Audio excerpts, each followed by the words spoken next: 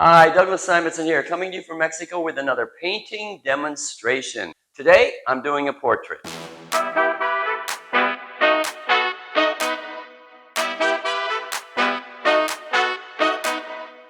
Here is the photograph I'm going to be working from today. I found this on Instagram, and let me just say to the owner of this space, thank you. I think you're gorgeous, and I loved painting this face. Once I've chosen the photo, then I do my usual tweaks in Photoshop. And if you follow me, you know all about that. And if not, check out my video on this channel. It's all in there.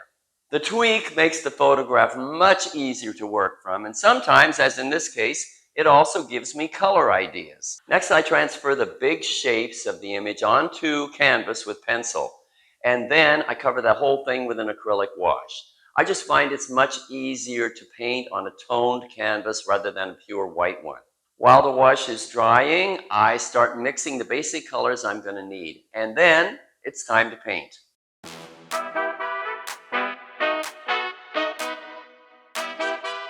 This is my usual approach to starting a painting, and that is to put down the darkest darks first, the blacks or near blacks. Then I add color by starting with the most prominent or the largest areas of color, or whatever strikes me as being important. In this case, for me, it's the pink areas on the cheeks, nose, and forehead, and the ear.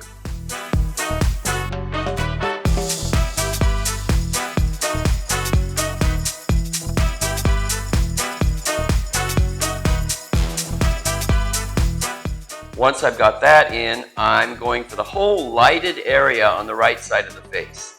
In the photograph, you can see there's a big area of just a neutral tan with some orange areas in the middle. I've decided to just lay down the whole thing in a kind of earth yellow oxide mostly.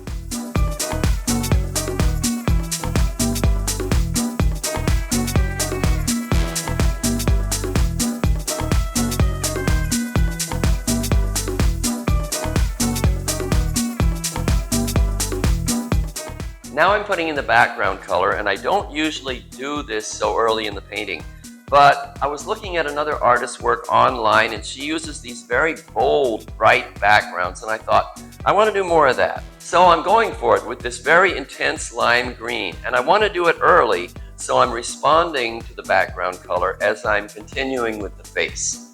And I like it already.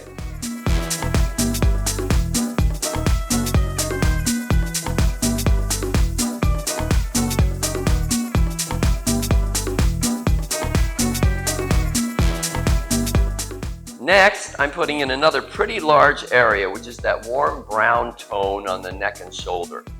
It's very close to a pure raw sienna, so that's what I'm using. Raw sienna is a super useful color, by the way. Definitely include it in your palette. Now I'm adding some dark reddish brown for smaller areas that are a bit in shadow, like in the eye sockets, under the chin, on the shoulder, under the lips, along the shadowed left side of the head, and so on. Now I'm fussing with the mouth a bit, kind of early for that actually, but it was bothering me that it was so undefined, so I'm skipping ahead a bit on that. There's always a point in the portrait where I have to stop and mix some lip color, because that color is so often completely different from the rest of the face. They're always going to be more toward a cool red, like alizarin crimson, while the rest of the face is often more toward an orangish brown. So here I'm mixing up some cool red shades to apply to the lips, then some darks in and around the mouth to define the area more.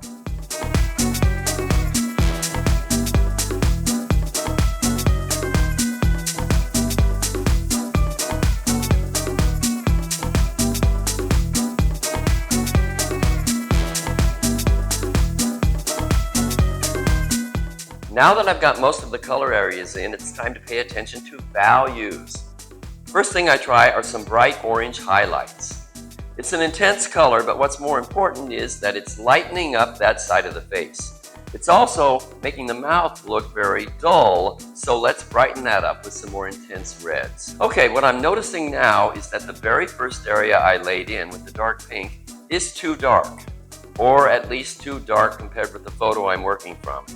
So I mix up a slightly lighter version and put that in instead to see what happens. In a painting like this, it's often a dance between lightening one area and darkening another, or the reverse, until you get the balance of lights and darks working exactly right. You can see that lightening up the pinks so much makes that value almost identical with the value of the lighter yellow area. So now the face is flat again. But that's all right, I kind of expected that. And now I need to let the fresh paint dry because it's going to darken when it dries. While it's drying, I refine some of the other areas. I know I need to make that yellow area much lighter though, so I mix up a lighter shade and try that. And you can see this changes things a lot. Now the pinks are actually looking darker, which is what I wanted. Now it's time to add more lights so that the big yellow area is more defined. So I'm putting some light orange on top of that yellow, and I like what's happening.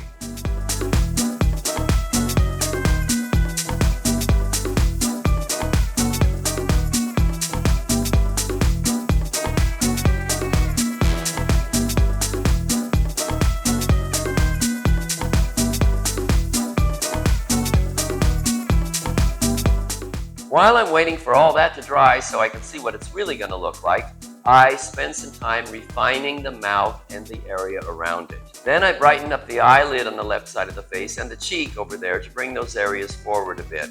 And then I refine the neck and shoulder a bit more. And I refine the eyes by just adding a bit of the white of the eye where it's needed. I'm not using white here or even close to white. It's actually a pretty dark gray. It just needs to be lighter than the area around it.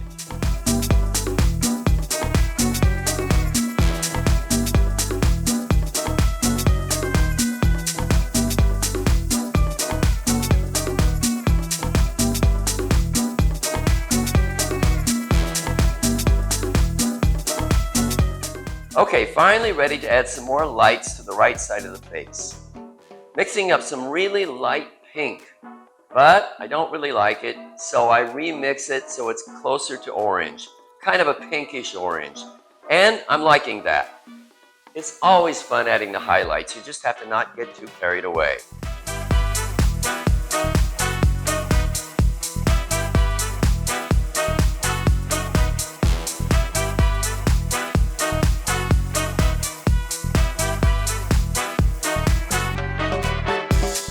Coming into the home stretch here, so I'm mixing up a slightly lighter version of the background color to drop in here and there and just make the whole head pop a little bit more.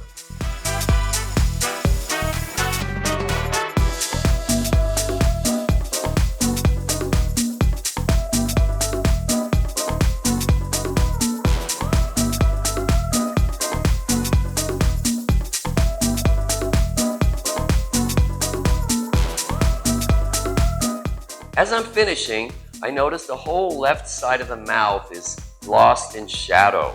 So I check the untweaked source photo and I see that there is a bit of reflected light happening on both the upper and lower lip, and that's going to fix the problem. I just need to get just the right value so it looks natural.